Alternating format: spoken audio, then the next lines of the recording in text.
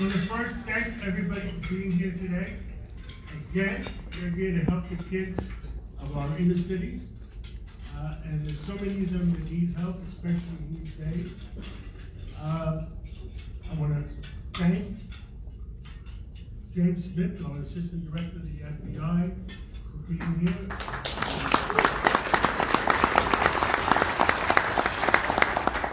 And he'll be introduced after Walks Alone by George Gonzalez.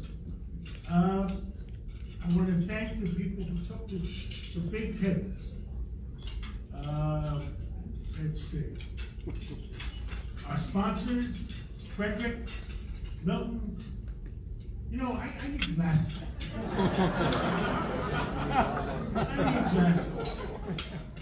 Frederick, Milton, how do you say it? Burroughs? Okay. Mitch Modell, thank you, Mitch. Vincent Peter, it's a firm.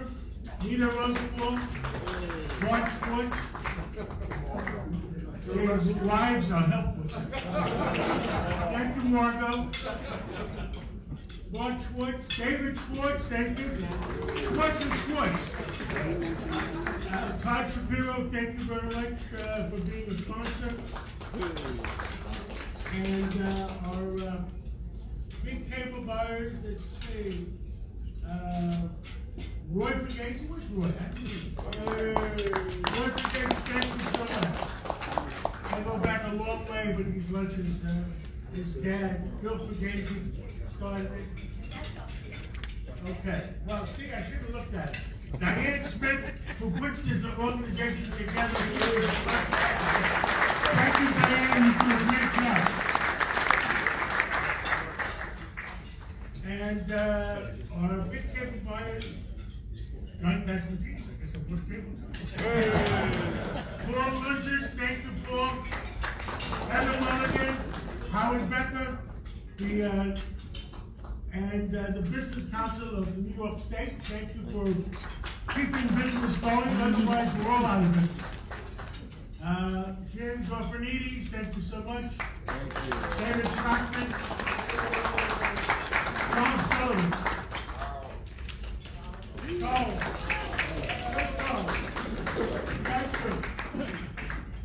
And again, thank you all for being here. And in addition, we have on I think November 17th, we have Mayor Eric Adams.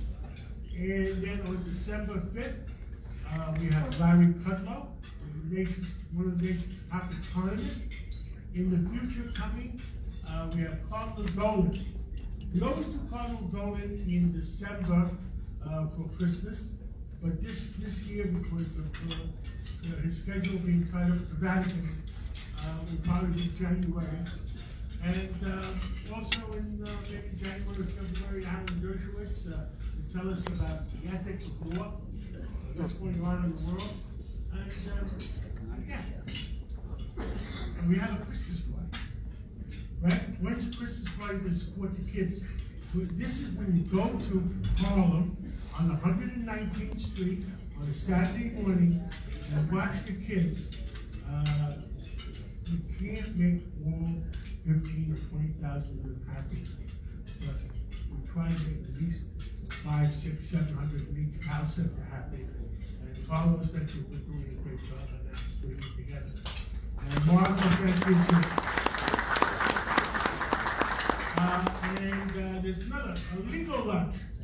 Did you get enough lawyers to write a check, Bart Schwartz? When is the legal lunch? December 13th. Everybody that's a lawyer, show up.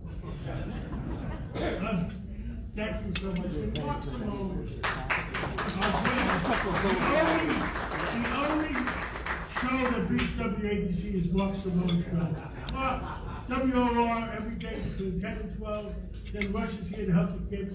And he buys his own table. Thank you so much.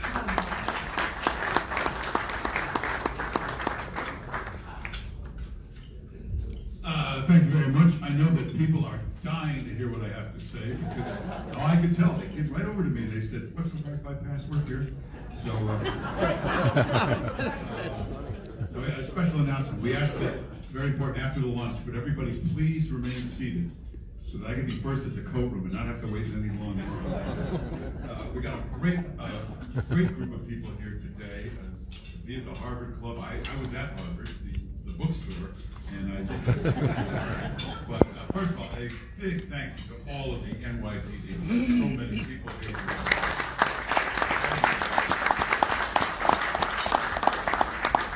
Mark Stewart, Deputy Commissioner of Community Affairs, a long great inspectors, detectives, sergeants. Just one big round of applause for the NYPD. The president of the Police Athletic League, well, that's a tough job, and we've had a lot of great, Robert Morgenthau, our chairman, for a long time.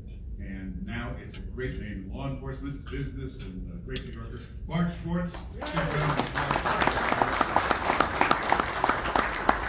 And the director who really makes it work, and he's the best director we've ever had, Carlos Velasquez. And the First Lady of New York, Margot Katzenmiki. Good next to Judge Richard Weinberg, great one of our finest builders. He created the Meatpacking District. Irwin Cohen, thank you for being here. And hey, one of our great donors, the best private club in New York, the New York Athletic Club. We got Jim Rafferty and Tim Gleason from the West. And Inspector Richie Taylor, the great man from the NYPD. David Slackman, we mentioned. Jeff Citron, one of our top from New York. Chuck Sullivan made all this happen at the Harvard Club today. I want you to meet this woman. She's the mayor of Mendon. She's also a candidate. She's running for Senate against Bob Menendez, one of the best politicians money can buy. But let's have her stand up. Christine Serrano Blaster, where are you?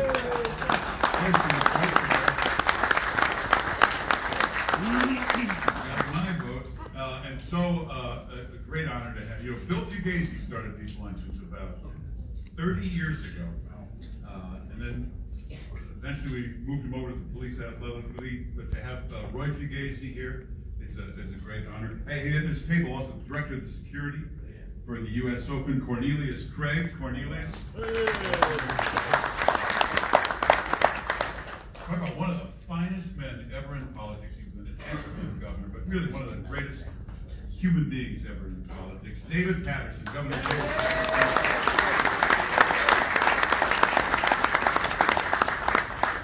Thanks for being here today, and thanks to all of you for being here. Hey, you know, the Police Athletic League is the finest children's charity in New York. Nobody does more for the kids of New York, especially in the places where it's needed most. And district attorneys and others have said it's a great crime-fighting tool. We take a lot of kids, the probation department gives them to us. The recidivism rate on PAL kids is like 1/3 of what the normal rate is. So you're helping a great cause. Now the FBI, we've had, FBI is a very special organization, but the New York office is something really special. And we've had the greatest directors. I remember Jim Fox and all the others that have been directors here. And we've got one with us right now, and I'd like him to introduce our special guest, George Venizelos, a longtime director of the FBI.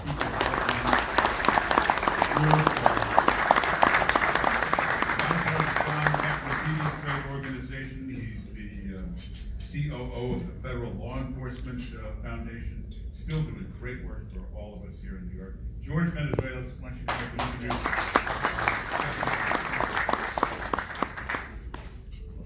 Thank you, Mark. Well, it's a real honor for me to introduce James. I've been in his shoes. I know what he's feeling right now. And the assistant director in charge of DR is by far the best job in the FBI. It's also one of the most difficult jobs. As we all know, as New York knows, the rest of the country knows. And in New York, the advantages we do have in New York is events like this. Between the foundations and the Police Athletic League. These events really do matter. It's all about James has only been here 2 months. The last guy we had here, he was here, he wasn't even assigned to New York yet.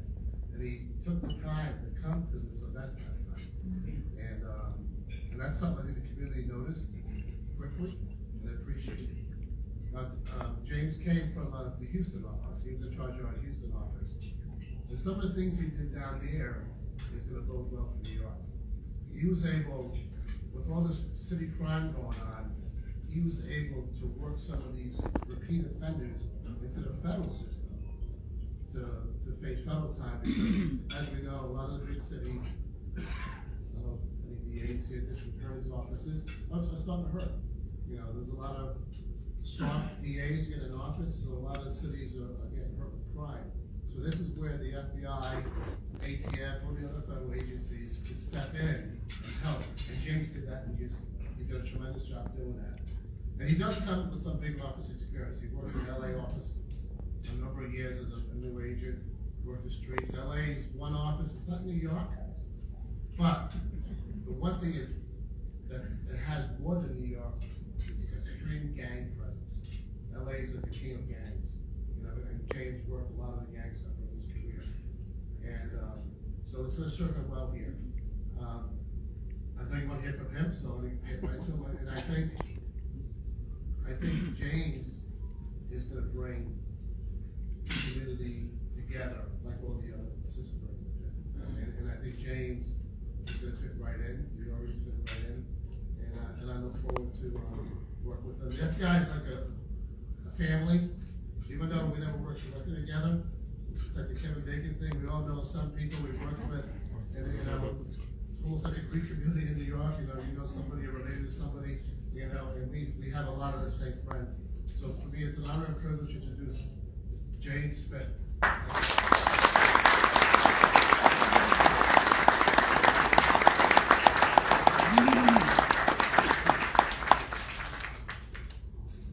Thanks, George. Good afternoon. Thank you for inviting me here today. It's great to be back here at the PAL event. I really had a good time the last time I was here. It was August. The safety of the communities we serve is not just the concern and responsibility of law enforcement, but the community as well. The FBI needs public help and achieve success. Our community serves as our eyes and ears. We count on this whole of society approach to aid us as we combat this evolution of crime. The FBI has made a concentrated effort to grow stronger connections with all our communities, developing channels for ongoing communication. This includes building relationships with our kids to earn their trust in law enforcement and provide them opportunities to grow and learn in the safe environments that we live in. The FBI has programs like Explorers and Teen Academy. This is when the kids can come to the FBI and understand our mission, understand how it is to be law enforcement. In addition to this work is still needed to grow these connections. We need to maintain and further gain our kids and community's trust. And this is the FBI I'm saying. We need to gain the trust of the community and our kids. When the warning signs are present, people know who they can come to and count on. It's law enforcement as a whole. Without that trust, we cannot do the work we do to protect the American people. The League knows that our best chance of bringing about change comes with teaching tolerance and leading by example. If we're not working together to create an atmosphere of tolerance and respect for one another, we run the risk of allowing hatred to stream through our communities, giving way to crimes of unspeakable nature as we're experiencing today. This is why our law enforcement partnerships are so valuable, and why growing stronger connections with members of our community is so essential. Not only do we defend one another from potential physical dangers we face, but we work together to prevent those dangers from showing up on the doorsteps of citizens we serve. If we don't have the trust of our community leaders, and if the children in our communities don't feel they can trust us, we are fighting an uphill battle. These relationships are especially essential to our continued success in today's evolving threat environment, and to ensuring we build trust among the new generation of parents and children who hold our future in their hands. This seems particularly topical given the current environment overseas and what that means for us here at home. I'm going to shift gears here. I'm going to talk a little bit about what we're experiencing challenges in the ongoing Ukrainian-Russian war and the Israeli-Hamas conflict. I really want you to understand what the FBI and law enforcement are doing around the world to address these two issues, these major issues. The FBI is continuing to monitor threats associated with the Israel-Hamas conflict, both in the United States and overseas. There has been a devastating loss of life, with thousands of Israelis and Palestinians killed, including at least 35 American citizens. Since their deaths, the 35 American citizens, our Washington field office has opened up investigations into their deaths. So I want everyone to understand, we're not just allowing them to die without any action. The FBI and law enforcement are well ingrained to what's going on out there. Hamas has taken and still holds hundreds of hostages. And although we are grateful that 2 American hostages, a mother and a daughter, were released, Hamas still holds 10 Americans hostage. The FBI has also opened up 10 investigations into those hostages kidnapping. We will not go long without trying to bring them back home. The FBI is working tirelessly with our interagency and international partners to locate the hostages and bring them home. The ongoing conflict is not isolated to just Hamas and Israel, and we have already seen the conflict inspire terrorist acts overseas. Al-Qaeda and ISIS have called for support to Hamas and urged its followers to target Jewish presence all over the world, especially Jewish neighborhoods in America and Europe. Iranian media has amplified mis- and disinformation online about the conflict and publicly messaged support to Hamas and threatened to attack U.S. interests in the Middle East and in the U.S. directly intervenes. Less than a week after the attack in France, an individual stabbed and killed, less than a week after the attack on October 7th. In France, an individual stabbed and killed a teacher at a school and injured several other people. A few days after that attack, an individual in Belgium claimed membership to ISIS and then shot and killed 2 Swedish nationals. There has also been an increase in attacks on U.S. military bases carried out by Iranian-backed militia groups, threatening the safety and security of our military personnel overseas. We are actively monitoring the situation of others overseas, which is fueled and evolving, and we are assessing the implications to our domestic threat environment.